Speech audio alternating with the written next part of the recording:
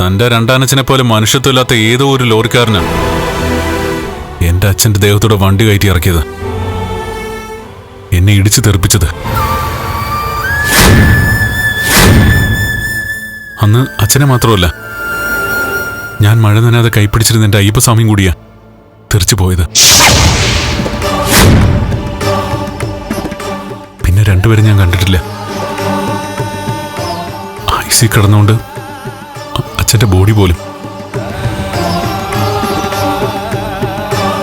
ഞാൻ പ്രാർത്ഥിക്കുന്ന ദൈവങ്ങളോടൊക്കെ എന്നും പറയാറുണ്ട്, മഹി, ആ ലോറി ഡ്രൈവർ അയാൾ മരിക്കുന്നതിന് മുമ്പ് എന്റെ മുമ്പിലൊന്ന് എത്തിച്ചേർന്നേന്ന്.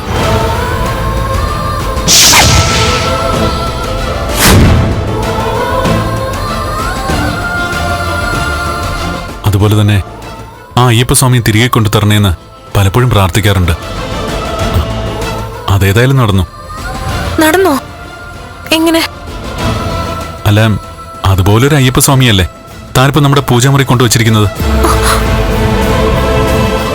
ഞാൻ നേരത്തെ സൂചിപ്പിച്ചാണല്ലോ, എനിക്ക് ആ അമ്മ തന്ന അയ്യപ്പസ്വാമിയും താൻ കൊണ്ടുവന്ന അയ്യപ്പസ്വാമിയും ഒരു വ്യത്യാസവും ഇല്ല.